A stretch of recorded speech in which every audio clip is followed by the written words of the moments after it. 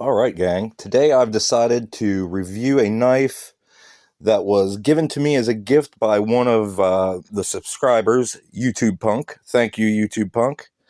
This is the Scout Feather by Outdoor Elements. And it's a pretty popular knife on YouTube. I've seen plenty of videos and shorts about it, but I haven't seen any real hard use tests. So, and there might be some out there. I just haven't seen them. But so I want to put this thing through its paces and do some testing on it and see how good it is. So let's get some measurements on it real quick. It's about 7 3/4 inch overall. The blade itself is about 3 3/4. So that leaves about, let's see, from the tip of the exposed tang of the handle up to this portion on the scale here is about 5 inches, just short. It is VG10 steel. Let's see if we can see it here. Yeah, VG10. It's a stainless steel. I'll go over some of the features. It has like a drive on it, like a 1/4 inch drive that is supposed to be used to take your fire steel out, because it's threaded into this sheath. And you can take it out and use it by itself, or screw it in opposite of how it was in, because the hole was threaded all the way through. And then that will give you something to hold on to here while you scrape your fire steel. The fire steel itself is, let's see, what, hexagonal. It's got flat spots and angles on it, like where most of them are round. So I'm interested to see how that works. And it's got grooves in it. Like it looks like it was made to be that way, like milled or something. It has horizontal grooves in it. I don't know if that'll catch the spine better or what that will do. So that's on your sheath. Screw that back in, and I believe this is a 1/4 inch drive, so you can use it on any 1/4 inch bolt or screw or nut or whatever you could get. It's got a ceramic pull-through sharpener on the side of the sheath, which would be all right for field use if you dulled it in the field and wanted something to quickly try to touch up your edge. But I would still try to bring a stone with you. Now we got these 2 eye grommets here, which those are like 1/4 inch diameter, which that's cool. But then what I don't like is these little ones, like 1/8 inch holes or 16th inch holes. I'm not sure what the fuck they are, but like you want these type of grommets so you can run paracord through it. What are you going to run through that? Kite string, fishing line, like paracord is your average cordage that you can purchase and campers use. So that was kind of a drawback to me. I don't like this clip. You can reverse it vertical or whatever, but it's very tiny. Like, it's not, you got about an inch, and like this part's the part that grabs. So you've got less than an inch of what your belt, like it'll just sit on your belt with that thing. So it'll come off. Like, I don't like that. The retention, I don't know if you can see that little dot right there. There's 2 of them. There's one on this side. Those dots are little little nipples that stick up in there, and they plug into these little indentations on each side of this handle. So I can already tell that those will eventually wear down.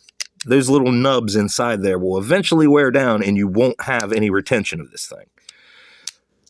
But that could be fixed if the company would take their Kydex up to here.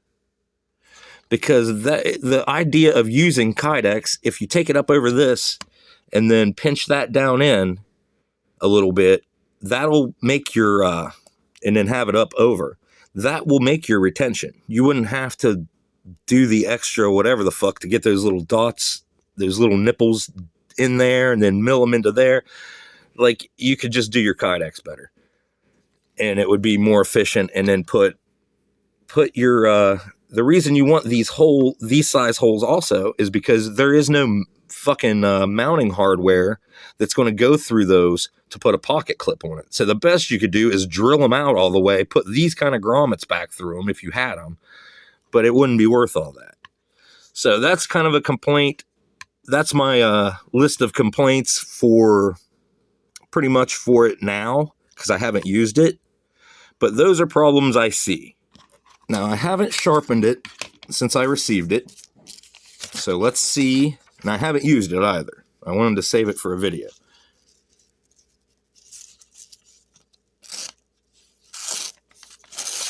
It's pretty sharp.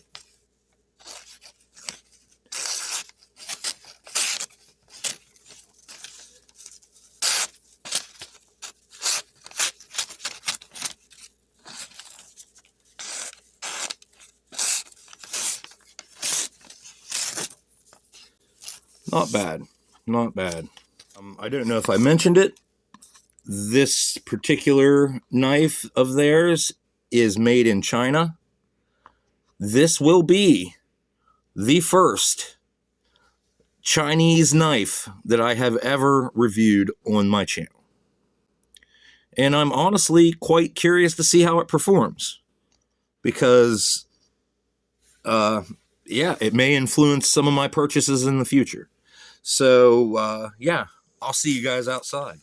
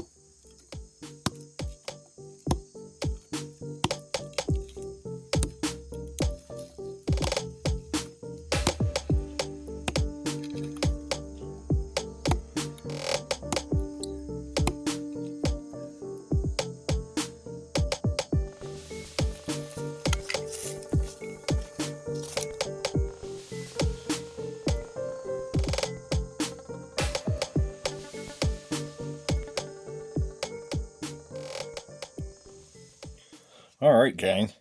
We're back in from the testing. I'm very, very happy with it. As you can see, there's the from the Fire Steel. Uh, it worked really well. Let's see what the edge held up like after batoning and some hard use. Not too bad. There's a couple, like a little hiccup there, but still pretty friggin' sharp. As you can see right there, it's tearing a little bit. Right here, it didn't.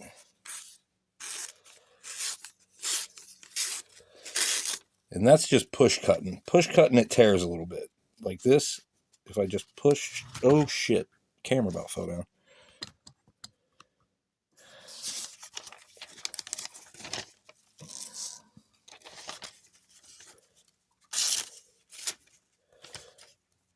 Now if I slice and use more of the edge, it feels much sharper.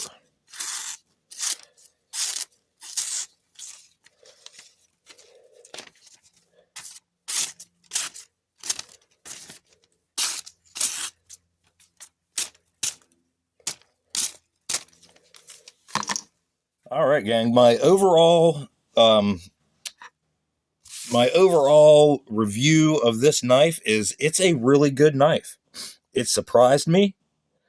I will admit that I am prejudiced against Chinese knives, Chinese-made knives, and this proved me wrong, and I'm happy about that. As you can see, the tip took no damage. Oh no, yeah, you can see. The only thing is this little finger groove here is a little uncomfortable when you're like when I was doing the tip test, but I think this is supposed to be like an all-purpose little, you know, kind of a do-all little knife that you can have. And for that, I think it's really good. And also in reverse grip or regular grip, this nice choil here, the finger placement little groove, it will keep your hand from running up on the blade when you stab, or whenever you stab that way. It keeps you from cutting your hand. So I do like that. But I think perhaps they could have done away with the nub that sticks out here, and just took that across or made a little swell there for your palm, rather than to have that thing that sticks out that kind of will give you hot spots on the backs of your finger or your fingers right here on the side, and then right here if you're really grabbing a hold of it and using it. And then the jimping will dig into your thumb a little bit. It's a little aggressive, but all in all, I think this is a really good knife, and especially for the price point. I believe they're around $50 or $60. You can find them on Amazon and on different sites online. Yeah, all in all, a nice little budget fixed blade that I think if you're not looking to spend a lot of money, this is probably a good knife for you. Thanks again, YouTube Punk, and till next time, gang. Peace out.